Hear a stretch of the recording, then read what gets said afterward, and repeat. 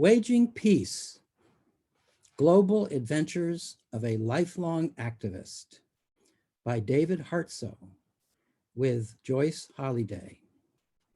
Chapter 14, Transforming Our Society from one addicted to violence and war to one based on justice and peace with the world.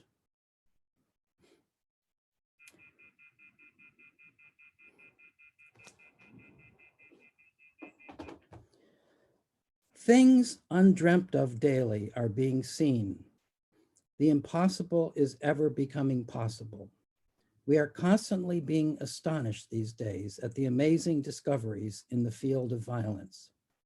But I maintain that far more undreamt of and seemingly impossible discoveries will be made in the field of nonviolence. Mahatma Gandhi.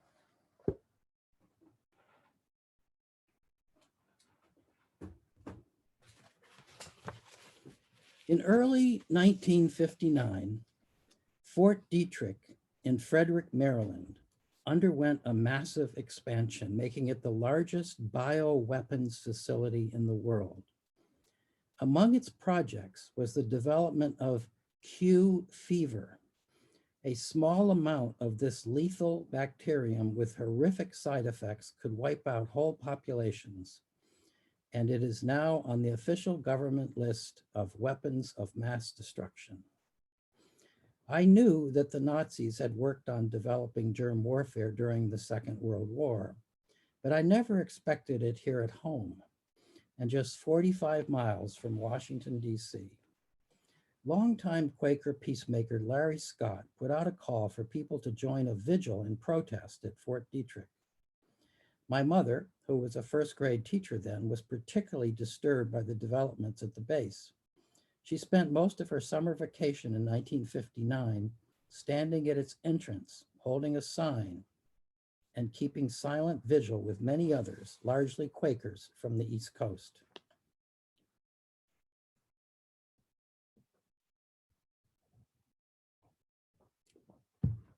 After I hitchhiked back from Cuba, where I had spent that summer, I joined my mom and the others for a few days. I admired their courage and persistence. The summer outside the base had been sizzling hot and the winter was icy and cold. And on the face of it, the witness seemed to be totally ineffective, as if these faithful souls were holding a candle in the dark against the death machine and nobody cared. The response of the base members was largely to ignore us. The authorities decided not to make arrests, and they told the workers to refuse our leaflets and not look at us. As they drove through the entrance, almost all of the base personnel kept their eyes straight ahead. Despite the snubs, for 3 years in a row, my mom spent her summer vacations there, a wonderful contribution from our family to try to stop the madness of war. In the late 1960s, my parents were living in Salem, Oregon. My mom was perusing the shelves in a bookstore one day. A stranger approached her and asked, "Were you in that vigil at Fort Detrick about 10 years ago?" Flabbergasted, she said yes. He told her, "I just want you to know that I was working at Fort Detrick at that time, and because of you folks, I resigned my job." A decade later and 2,500 miles away, a man who had been instructed not to look or pay attention to the people on the vigil line recognized and remembered my mother's face, and he wanted her to know she had made a difference. That story helps me remember that we don't always see the results of our actions immediately. When a small pebble is thrown into the water, the ripples go out, and one can never know quite where they're going to spread or what impact they may have.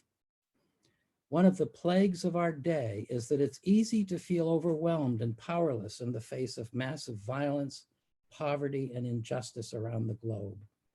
More than 180 million people died in wars in the 20th century, the deadliest in human history. And warfare has only become more sophisticated and lethal in the first years of the 21st. One of the greatest needs in this century is for us to have some hope and to feel empowered that as ordinary people, we can make a difference. The world is shifting. Johan Galtung, a Norwegian sociologist and a principal founder of the discipline of peace and conflict studies around the globe, predicts that the American empire will be over by 2020. He believes that many people around the world are no longer willing to put up with US military, political, and economic domination of their countries, and our treatment of them as pawns, cheap laborers, and second-class citizens. Militarily, we in the United States are stretched by several wars and the maintenance of more than 760 bases in 130 countries, spending more on the military than all the rest of the world's nations combined. Politically, we're descending into partisan bickering and deadlock, losing both our moral grip and the world's respect. Economically, we're imploding, overwhelmed by the cost of our massive military infrastructure, while our schools, parks, hospitals, and highways suffer for lack of funds and care, and more of our citizens lose their jobs and their homes. Whether or not 2020 is the year the American empire will collapse, I don't know, but I believe a transition is inevitable. As Americans, we face a key question. Will we join people around the world to try to make this transition as peaceful as possible? Or will we try to hold onto our privileges and our world-dominating way of life? Consumerism is an addiction in this country. We're devouring the world to maintain a lifestyle that deprives other people around the world of their livelihoods, and for many, of life itself. When I was in high school, I learned that we in the United States made up about 6% of the world's population, and we're consuming about 40% of its resources. This terrible disparity has continued. We are now 4.5% consuming more than 25%. That's almost 6 times our rightful share of the world's resources. We each need to ask ourselves these questions. Who is my family? Who is my neighbor? If there's not enough room in the house for all the kids, would a parent put some of them outside in the cold and give them only scraps to eat? In reality, this is what we are doing to billions of the world's most vulnerable citizens. Countries that were once able to feed their people are now suffering massive starvation as more and more land gets devoted to cash crops such as sugar and coffee for export to the United States. NAFTA and other free trade agreements are not only throwing many Americans out of work, they're undermining economies in Latin America and Africa. If we wonder why so many Mexicans are streaming into our country illegally, we need only look at our own policies, US manufacturing companies that pay Mexican workers pennies a day, and massive influxes of cheap and subsidized US corn that has undermined Mexican agriculture, making it impossible for families to support themselves. We've structured the world to feed our greed. And that means, according to the policymakers, that we have to protect what we have and control or kill the people who get in our way or demand a fair share of the world's resources.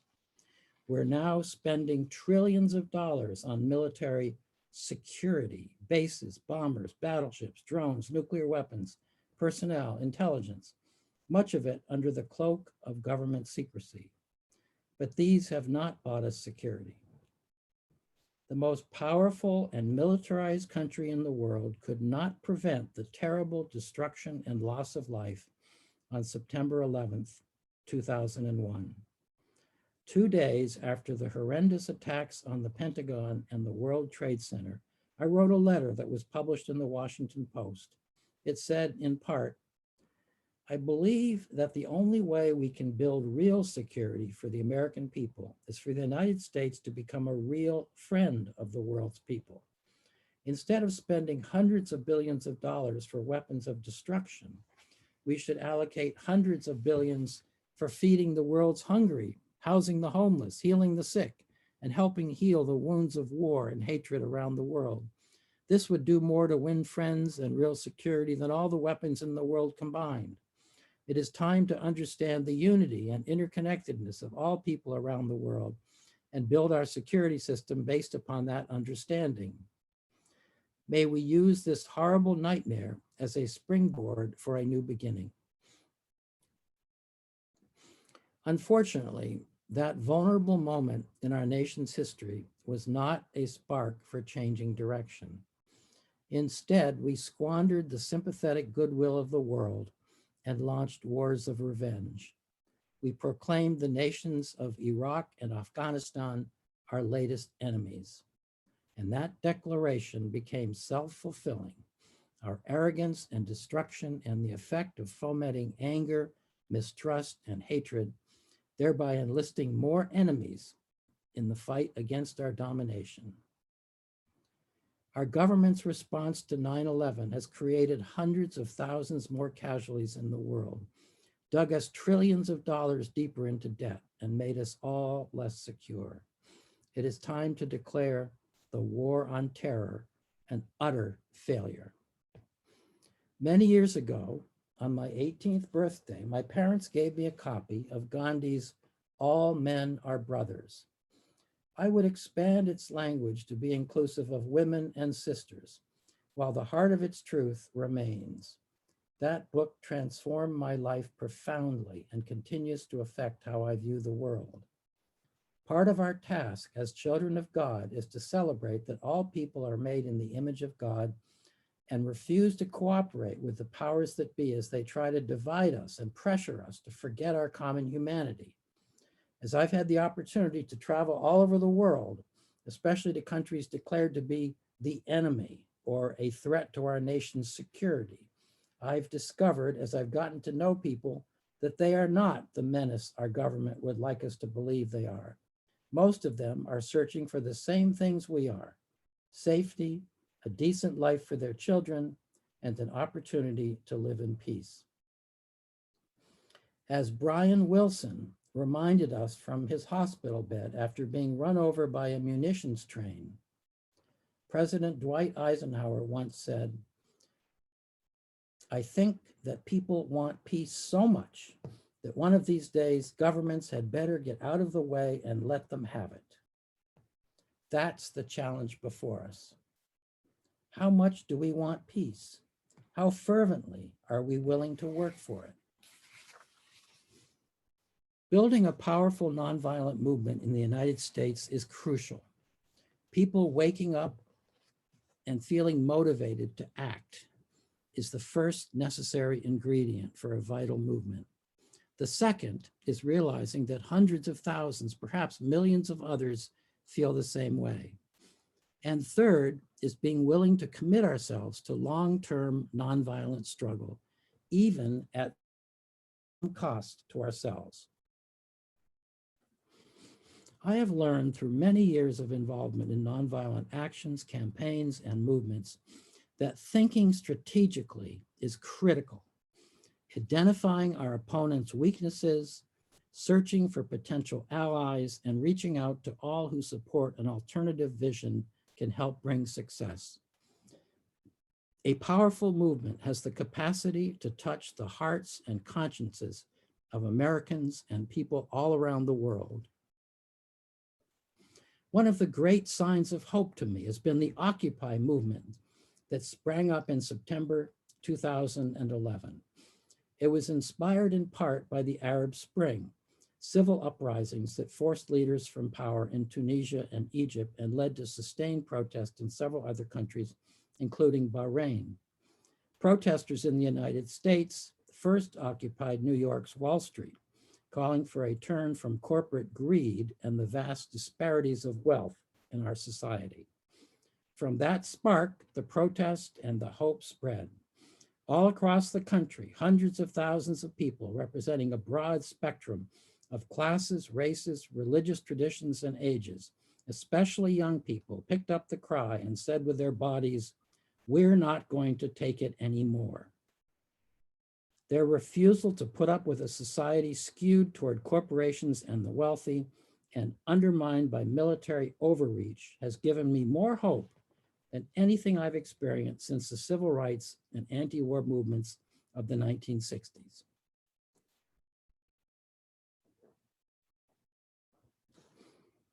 My wife, Jan, and I participated in Occupy San Francisco and Occupy Oakland on the West Coast, and also the Freedom Plaza occupation in Washington, D.C.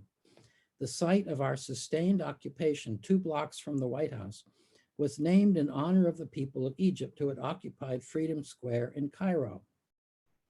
Charging dictator Hosni Mubarak with refusing to listen to the Egyptian people and address their needs, these courageous souls had forced his resignation.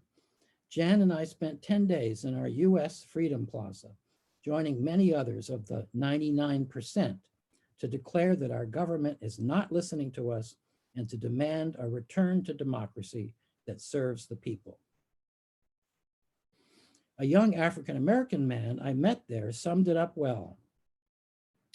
"This is the most exciting moment of my life. I've been waiting for it for my whole life. We need a nonviolent revolution to take back this country for the people. We need a government of, by, and for the people, not just the rich and the corporations. I have found a community of people here who care and are ready to commit our lives to changing our society to one where there is justice and we are at peace with the world. We shall overcome."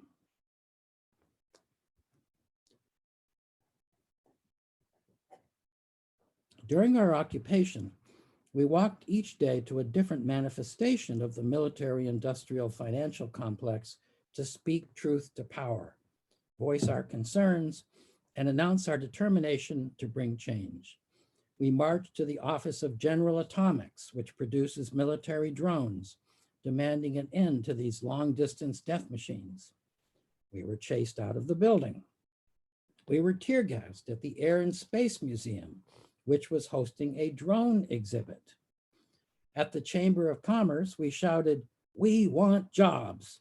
We called for an end to war profiteering in front of Washington's Convention Center, which was hosting a weaponry fair at which arms manufacturers were displaying and selling to representatives of the US Army their guns and tanks and every conceivable type of military equipment. We filled the atrium of the Hart Senate office building with banners from the balconies of all 7 floors and chanted, "Stop the wars, tax the rich."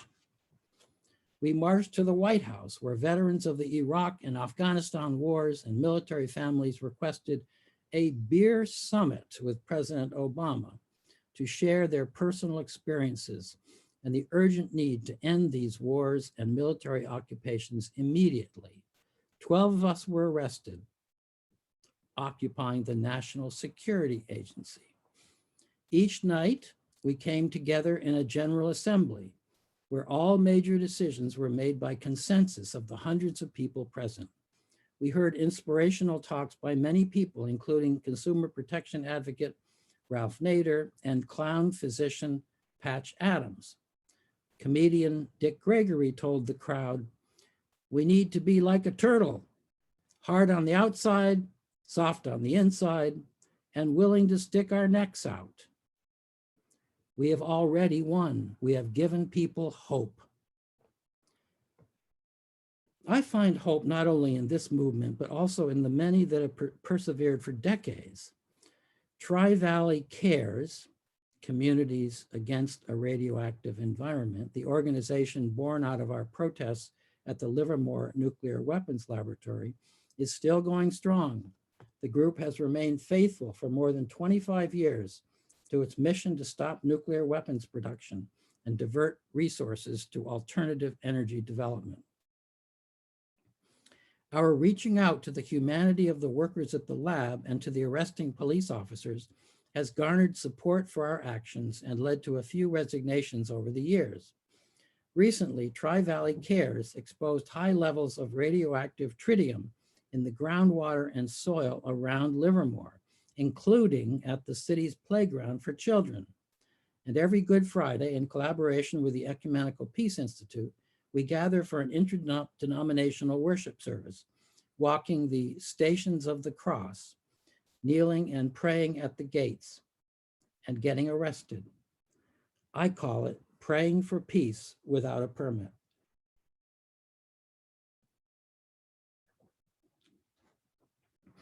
I have discovered hope in other corners as well. My children and their children give me great hope.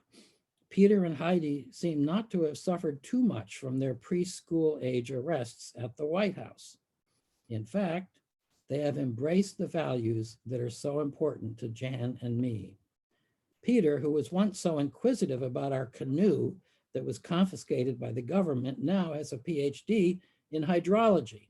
He lives in Davis, about an hour and a half away from us, and works in California's Sierra Mountains, researching the impact of climate change on water retention in the soil. He is married to Rachel, and they have 2 children, Gracie and Ray. Heidi met her husband, Oliver, in the Peace Corps in Togo, where her work was focused on maternal and child health and nutrition. She is currently a labor and delivery nurse at the University of California at San Francisco Hospital. She wants to become a midwife and hopes to go back to Africa with her family someday to work again with people there. She and Oliver have 2 daughters, Sequoia and Masai, and live downstairs from Jan and me in our duplex. Our granddaughters now attend the same nearby public school that Peter and Heidi once did, which is now a Chinese immersion program. Like Jan and me, both of our children enjoy international travel and are nourished by the beauty of nature. While growing up, they benefited greatly from living in intentional community, surrounded by role models doing good work and trying to change the world. And because sharing in community allowed us to live simply, both Jan and I usually worked only half time, allowing us more time with our children. We have had people living with us almost continuously for the past 38 years. We once had 3 families living in our house, 3 sets of parents, 5 young children, and 1 teenager, all connected through work with the United Farmworkers Union and the American Friends Service Committee. Now, Heidi is grateful to have her children's grandparents upstairs and available babysitters on the scene. Jan and I love having our grandchildren nearby and feel their love and excitement about life, which renews our commitment to helping build a world in which all children can look forward to a future of peace and justice.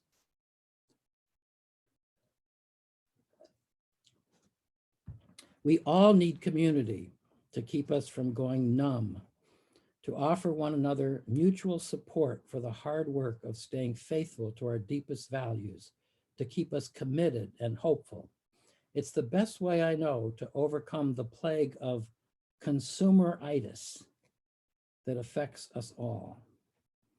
Nonviolence is not simply a commitment not to kill people. It means trying to withdraw from the American way of life, what Brian Wilson calls going AWOL.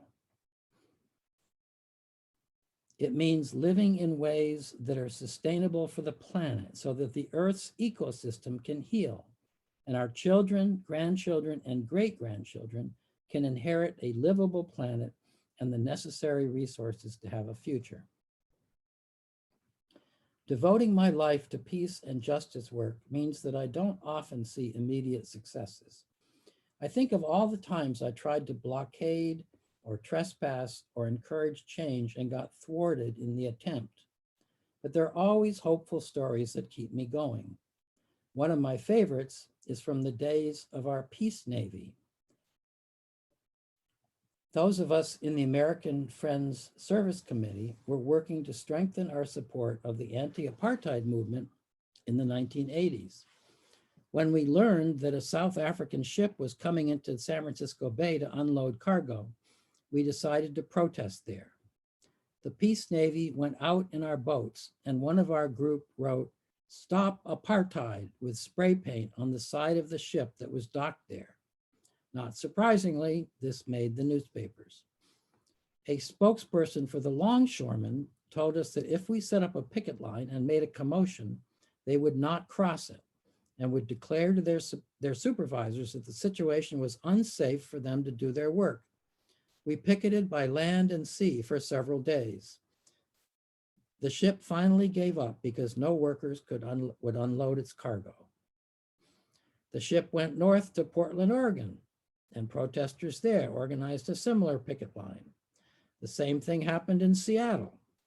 That South African ship was not able to unload its cargo anywhere on the West Coast, and it eventually went back home. Nelson Mandela came to San Francisco after he was elected South Africa's president and thanked all of us for the work we had done. That story reminds me that sometimes we actually do win, and that should inspire us all to keep trying.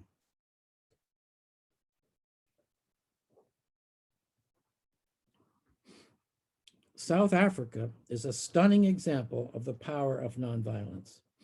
For decades, observers looked at the ruthless grip of apartheid on that nation and doubted that a peaceful transition to racial equality and majority rule was possible, declaring that change would come only with a horrendous bloodbath. The people of South Africa, under the gracious and generous leadership of Nelson Mandela, Archbishop Desmond Tutu, and others, proved them all wrong. And South Africa is only one of thousands of success stories for nonviolent resistance. I have seen with my own eyes the power of nonviolence to bring transformation in the Philippines, in Central America, in the Middle East, in Eastern Europe, in the American South. The list of countries where powerful nonviolent movements have brought down dictatorships is stunning. South Africa, India, the Philippines, South Korea, Chile, Bolivia, Poland, East Germany, Czechoslovakia, Serbia, Ukraine, Tunisia, Egypt, Liberia, and too many others to name. More than half of the world's people live in countries that have had powerful nonviolent movements. Erica Chenoweth and Maria Stefan studied 323 major nonviolent and violent movements for change over the past 110 years. In their book, Why Civil Resistance Works, The Strategic Logic of Nonviolent Conflict, they concluded that the nonviolent movements were twice as likely to be successful and also far more likely to bring about democratic societies and not revert to civil wars. Their book provides clear evidence for the argument that active nonviolence is not only the morally right thing to do, it is also the most effective. All over the world, people are increasingly embracing nonviolent action as the most legitimate and effective way of waging struggle against oppression, injustice, and dictatorship. We are all learning from one another's struggles. My hope is that the rest of the world will realize that violence and war are costly, outmoded, ineffective, and morally tragic means of resolving conflict. I think often of the brave students I met in Serbia. Billions of US dollars, arms, and bombs were not successful in bringing down the dictator Slobodan Milosevic. But 12 students with nonviolent training, good strategic thinking, and courage sparked the movement that did. I'm convinced that if those students had decided to challenge Milosevic's ironclad rule with guns, they would have suffered a terrible bloodbath, and Serbia likely would still be under his dictatorship. The same is true of the struggle against Marcos in the Philippines, the response to the attempted coup in the Soviet Union, and the solidarity movement in Poland. The power structures in all these situations had lots of guns, and they knew how to put down violent insurrections. What they were not prepared to deal with were inspired and courageous nonviolent movements, a force more powerful, as the moving documentary on nonviolent movements is titled. And that force keeps moving and growing.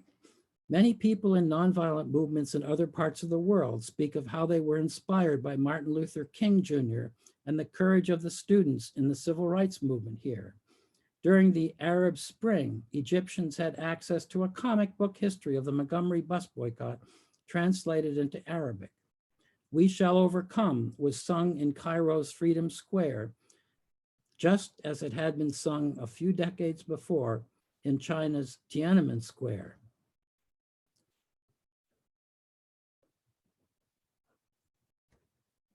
And now that inspiration has come back to us in the United States, nurturing our Occupy movement and other efforts for justice and peace.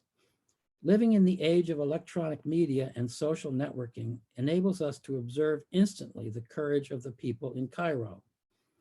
We can hear the stories of one another across the world in seconds, exchanging the inspiration back and forth, watching the global nonviolent movement swell.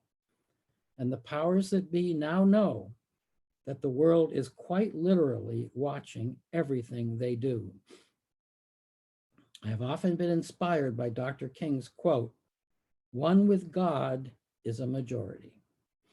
He said once in a church basement, "We have the power in this room, if we mobilize it, to change the future course of America."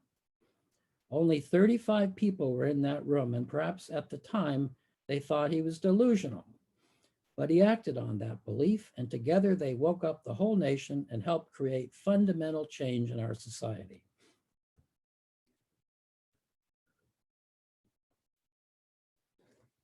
In 1992, I was on a retreat. During guided meditation, the facilitator invited the participants to put ourselves in a very special place.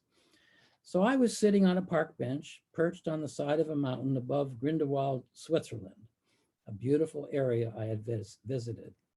The facilitator then instructed us to invite someone to come and interact with us. So out of the silence came Martin Luther King Jr. He put his hand on my shoulders and said, "David, I know that being part of the struggle for a peaceful and just world can be lonely, and I want you to know that I'll always be with you." That was a very special message that I'll carry as long as I live. I take comfort in another of King's well-known quotes: "The arc of the universe is long, but it bends toward justice." The work of transformation is a long-haul struggle. We are up against entrenched systemic structures that are not going to change overnight, and moving them will require extraordinary love and persistence on our part. I love the translation of the word for nonviolence in Brazil, relentless persistence, which is crucial for effective nonviolent change. A few years ago, I attended a conference of the September 11th Families for Peaceful Tomorrows organization, which was founded by families who had lost loved ones in the 9/11 attacks. It was a gathering near New York City of people from all over the world who had been on the receiving end of horrendous violence. Russians whose children had been killed in a school bombing, Israelis and Palestinians who had lost loved ones in the conflict there, a woman whose brother had been murdered for his political courage in Colombia, a South African who had been maimed by a letter bomb, and many others. Committed to working toward a world in which no one else will ever suffer what they have suffered, all the participants in the conference were seeking loving ways to respond to break the vicious spirals of violence and counterviolence, hate and counter-hate. They founded the International Network for Peace, an organization that stretches all across the globe, enabling people to share their experiences and support one another in their efforts toward forgiveness and reconciliation. A British woman named Jo Berry was there. Her father, who had been a member of British Parliament, was killed by an IRA, Irish Republican Army, bomb several years before. When the bomber, Patrick McGee, was released from prison after the Good Friday Peace Accords were signed between Britain and Northern Ireland, Jo contacted him and asked if they could meet. Though it was uncomfortable at first, she shared her story and then he shared his. They now travel together on speaking tours, talking about the power of overcoming enmity. A film called Everyman, Facing the Enemy, is the story of their rare friendship.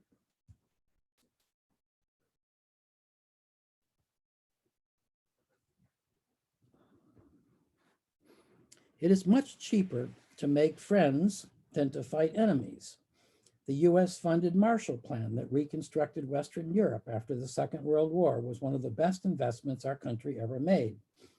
Maintaining a nonviolent peace force in a country costs literally 1/1,000,000th of what a typical military response to a conflict costs. It's also generally more effective, and it doesn't create the terrible death, destruction, and hatred generated by war, which can last for generations. Imagine how the world would change if we recruited millions of people for the Peace Corps, nonviolent peace teams, and other constructive efforts, rather than for our military forces. Think of how much safer we would all be if the world knew Americans as healers and teachers, builders of clinics and schools, and supporters of land reform, rather than as deadly dominators. It is my hope that every individual and faith community will consider being part of such an effort or sponsoring someone who can be. We learn through Witness for Peace in Nicaragua the power of thousands of religious people going to a war zone, offering protection and carrying home poignant and compelling stories to their communities. Nothing can really substitute for the experience of going someplace with open eyes and heart, meeting the people and seeing what our government is up to. If we observe firsthand the wars, poverty, and injustice that are generated by our nation's militarism and consumerism, we will be in a better place to listen to what the spirit and our consciences are calling on us to do. And we may just be convinced that we have far better alternatives than sending in the Marines, bombing, or deploying the drones. I'm convinced that if our faith communities were bolder in their prophetic witness and more engaged in the world's needs, people would be flocking to them. If observers saw members of religious institutions putting their beliefs into action, including loving one another, not only within families and communities, but across borders of race, religion, politics, and nationality, the world would move a long way toward universal brotherhood and sisterhood. But too many religious leaders are afraid to risk paycheck or reputation. And many Christians simply concede that the religious right controls the money, wields the power, and dominates the airwaves. In his book, No Bars to Manhood, peace activist, prophet, and poet Daniel Berrigan wrote these indicting words: "We have assumed the name of peacemakers, but we have been, by and large, unwilling to pay any significant price. And because we want peace with half a heart and half a life and will, the war, of course, continues, because the waging of war by its nature is total, but the waging of peace by our cowardice is partial. Of course, let us have the peace, we cry, but at the same time, let us have normalcy. Let us lose nothing. Let our lives stand intact. Let us know neither prison, nor ill repute, nor disruption of ties."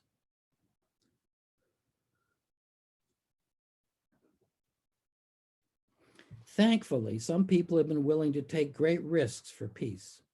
I'm grateful for many spiritual giants who have given their lives in very powerful, beautiful ways, following their hearts and God's leadings with deep commitment to transforming our society and world.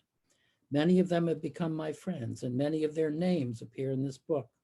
Some are no longer alive, but their spirits and memories of their courage give me great strength.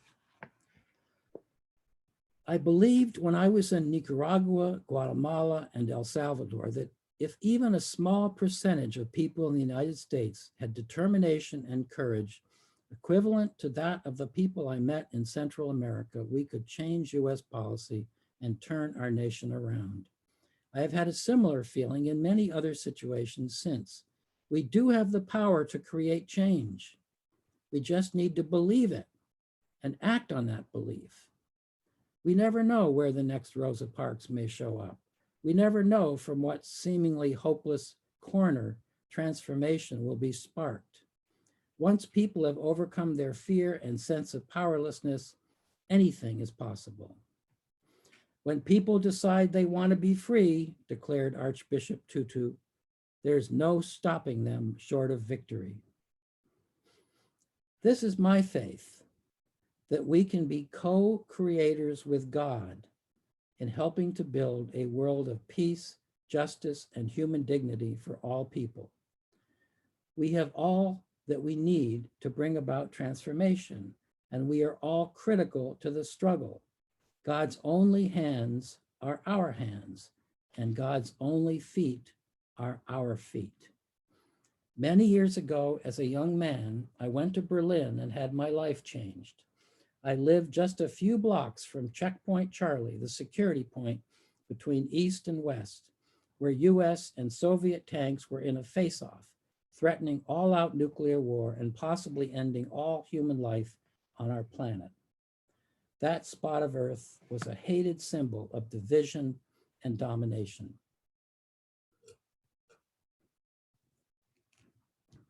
Many years later, I returned to Berlin.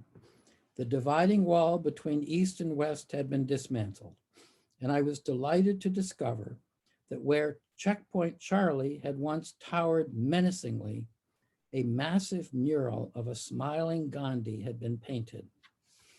I followed the arrow below the mural to the From Gandhi to Walesa exhibition. It portrays in photographs and in many languages the history of nonviolent struggle, from India's campaign for independence under Gandhi's leadership to Poland's solidarity movement led by Lech Walesa. What a beautiful and remarkable symbol of transformation. What other spots on our earth are waiting for such stunning change? What corner is beckoning to your heart and spirit? Where is God leading you to invest your life on behalf of a world where all God's children share the abundance and live as one family in peace and harmony with the earth? Deep in my heart, I do believe that together we shall overcome.